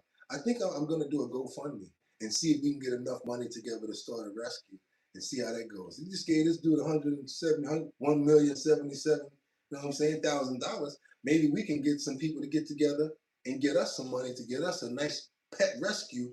Of course, I'm gonna be the main person that's running it. We do the bottom line every morning from the rescue. We'll do videos with the puppies and have them all running around looking all cute. All the dogs that we go rescue, we'll put that on video. Whole bunch of you guys that actually want to get down with us, that's right, we'll do that too. With the money that we make, we put it back into the dogs as well as the rescue. And you got to use some of that big drip money too. That's how we got to do it, y'all. We got to stick together and try to make these things happen. That's my main goal. I would love to retire and do stuff like that. Let's get on over to Texas. We got this. Oh no. Oh boy, we got another one, y'all. Doom, doom, doom, doom, doom, doom. With that audio. Doom, doom, doom, doom, doom, doom. Still turn it up. Get back over to Texas. We got this trooper that pulls over this guy with 23 immigrants stuffed in the cab, sleeping in the bunk. Check this out, you guys. I'm talking about, you would just think that this is one truck that's just driving down the road minding his business, right? Watch this.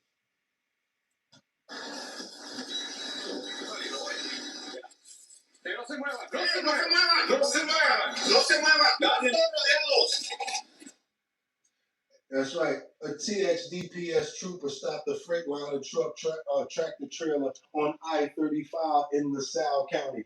Contact was made with the driver, John Amaya of Laredo, Texas. A Border Patrol K9 assisted and they alerted to the cab, the truck. Troopers conducted a probable cause search and discovered 23 illegal immigrants concealed inside the truck's tractor. Amaya was arrested and charged with 23 counts of smuggling. And let's keep on moving forward. Let's go.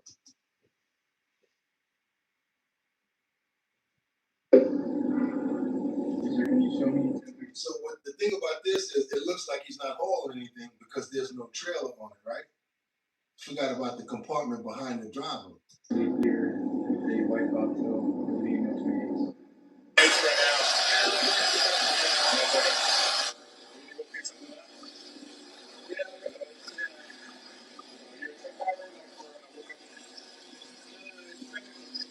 So this is the driver, already looking suspect. I don't know if that's a party wristband you got on right there, your shirt's all open or whatever the case may be, and you're on your phone.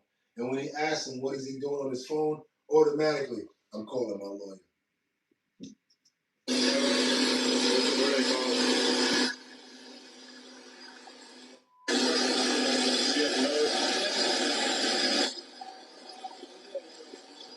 Showing him ID. He says, do you have a CDL? I don't have a picture of it. He got one, but he don't got a picture of it on him. No real CDL driver is going to drive without a CDL license. You're alone right now, right? Okay. Can I see what you have? You're alone right now, right? He said, yeah, I'm alone. Vehicle? Do you need permission? And then you fired? It's not required. He said, well, that's not suspicious. The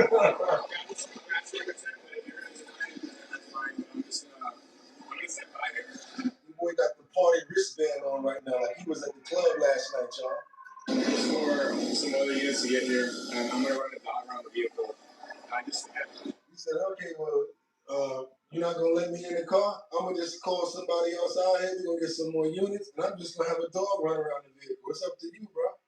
Sorry. I mean, I'll get to that right now once they get here. So we just wait for your units. For the units. I don't want you to feel like you have to do it. That's why I'm asking you for your consent. But I understand that you can. So he's trying to act like, oh, I'm just gonna wait for the other units to get in. Well, it don't make no difference, homeboy. They still down with the po-po. They ain't down with you. All that dog gonna do is come try to see if he finds some people in there. Let's go. I understand that. But you can't just wait right here. I'm gonna stand by for them, okay? But in terms of the violations, you don't have a CDL when you're operating a motor vehicle, or you're not supposed to be driving a commercial motor vehicle. Okay, and who are you calling right now? I'm curious. The owner? You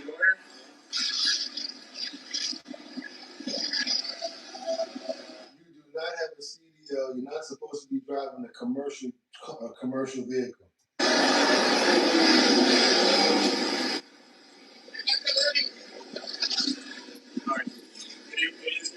He said the dog is alerting. Report, okay? If we don't find anything in the vehicle, we're gonna release you, and now we're gonna conduct the probable cause search on the vehicle, okay? Y'all hear that? I know y'all heard that, right? Right? That means hands behind your back, please. Watch your head. He said, the dog is alerting. Oh, we ain't even letting you get nowhere. Notice the difference between these police officers and the one that allowed that guy to get away. Where you gonna run, in the field? We ain't got nowhere to run over here. And they gonna keep their hands on him. Let's keep on moving forward. Now they gotta get him to the jail. I can't reach. No se mueva, no se mueva, no se mueva, no se mueva, nadie. He got so many people up in there, they have to stand up. 23. Good morning.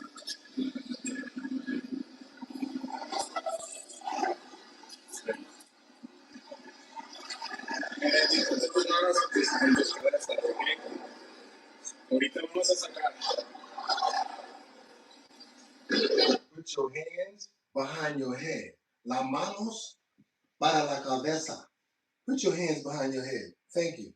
And as you guys can see, 1, 2, 3, 4, 5, 6, 7, 8, 9, 10, 11, 12, 13, 14, 15, 16. Well, I don't got to tell you guys, because you know how many can fit in a Toyota. You guys are going to kill me for that one, right? Let's go.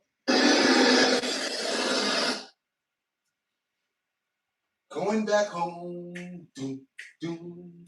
Going back home. I say they going back home. They going back home.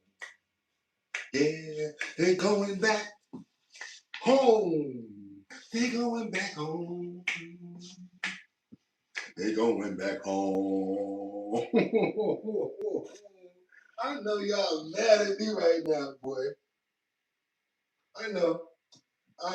I get it. I would be mad at me too. But guess what? Each and every one of those people seems to me like a meal coming out of an American citizen's mouth. And we don't got the time for it, and we do not have it. Like I told you guys before, and you've been experiencing it before, when you get on the plane and the what's her name? The stewardess comes out and says, when the mask drops down, you put it over your face and make sure it's secure, then you help the person next to you. You know why they say that?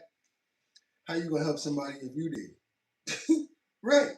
You gotta help yourself first before you can help somebody else. Our country, we're not at the place where we can keep on helping people. We need to worry about helping ourselves. You guys don't have to agree with me on that. That's how I feel. And that's that. Keep on moving forward. We got this baby horse. Oh, no. I got something even better. No matter of fact, let's get on over to this baby horse who thinks he's running the stable. I don't know what came over this little guy. But he thinks he's running the show over here, you guys. Yeah, we going extended right now. I don't know why. I don't know what the reason is. I just feel like doing it. Let's just keep on going, you guys. And whoever want to keep on rocking, let's keep on rocking. But if not, I'll see you guys tomorrow on Purple Sunday. Let's keep on going. Bruno might be the tiniest horse you've ever seen, but he trots around like a king. Every day, he dashes past the bigger horses like, catch me if you can.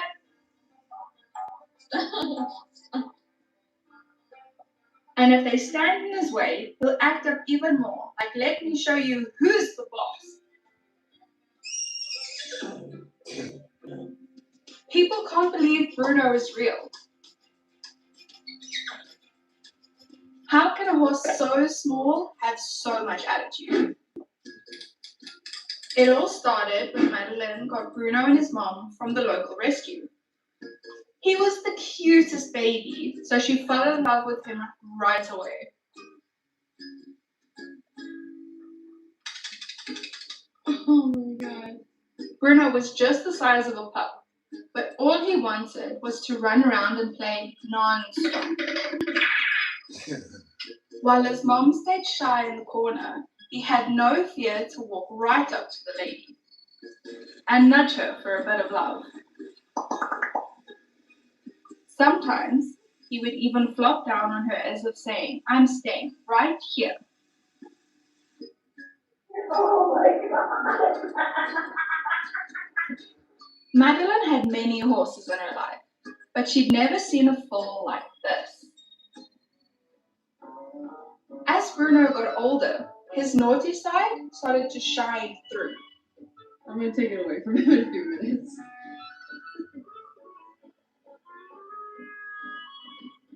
He had a ball 3 times his size and wouldn't let anyone touch it.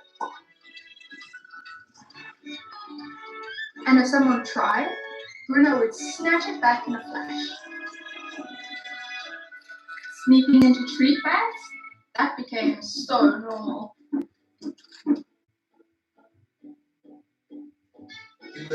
Every day, the lady has to talk with Bruno about his antics. Still, she cuts him some slack at times. Because she knows that's exactly what makes Bruno who he is.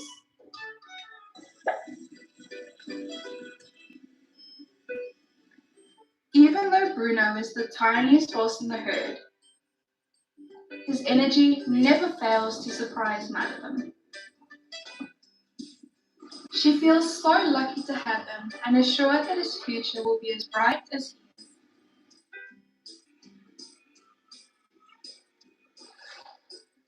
Yes, that's Bruno right there, you guys. A rescue. Look, he changed her life after she changed his life. Go ahead and go out there one day. I know times are rough right now, but get out there and rescue or try to see if you guys can at least foster an animal. Maybe a pit bull, preferably, if you got the time and the space. Because guess what? They're the most precious animals that you can actually have. Don't listen to the bad things that people say about animals. Actually have a heart. Show some love. If you want, you don't have to be a foster. You can even donate. Sometimes we even come up with different donation charities that we like to donate to. And what we do over here is we don't donate to the same charity all the time. We like to donate to more than one opportunity. So yes, we donated to Nova. After that, we're going to find another place to donate to. But right now, we need to donate to some audio and getting our mics and everything right. And of course, again, if you guys are trying to make some money, hit that link in the description so that you can make up to $550. That's right. I made sure that there was enough money in there as far as surveys. Go check the link in the description. There's 2 surveys in there where you guys will be able to make some dough. Also, trying to promote your business, trying to get out there, send us over the post notifications send us over your flyers, your promos, so that we can put it in the post notification area. It must be 1080 by 1080 to fit in the size frame, and that's it. That's how we're gonna do that, you guys. I don't know what you do as far as a business. Maybe you're a lawyer, traveling salesman, whatever you do. But if you are already subscribed to the channel or a member, you're gonna be able to send us over your promo. Has to be in 1080 by 1080 size frame. Also, that's right, you guys, you know what we got coming up in Brooklyn. We're looking for the next location. Brooklyn's in the house. Show Your Talent search. That's where you come through, show your talent. Manhattan, Bronx, Brooklyn, Queens, and Staten Island. And boom, you have the chance of making $250 off of this in your borough. If you guys want to be a part of the Show Your Talent search, All you got to do is go over to the website, www.drinkbigdrip.com. It's sponsored by Big Drip, and your boy BOOGOTTINYC is the host and my DJ. You already know, DJ Don Dada, formerly of Black Ink Crew. That's right, Bed-Stuy, Brooklyn, Bushwicks, or wherever, Canarsie, all of the parts of Brooklyn. I want you guys to come out for the Show Your Talent search. See if you guys can make the 250. You guys are going to be able to find the location in the link on the website. All you got to do, go to the website, www.drinkbigdrip.com. Put your email address in the email notification area to get updates on all of the events and where we're going to be at. That's right, you guys. It's your boy, BOOGOTTINYC. And guess what? It's Saturday. Tomorrow's Purple Sunday. No matter what, we're still going to be here because that's how we get it done. There's no me without you. That's right, you guys. I hope everybody have a fantastic Saturday. Drink some water. Get out there, take care of yourself. And guess what? Don't worry about problems because problems present opportunities.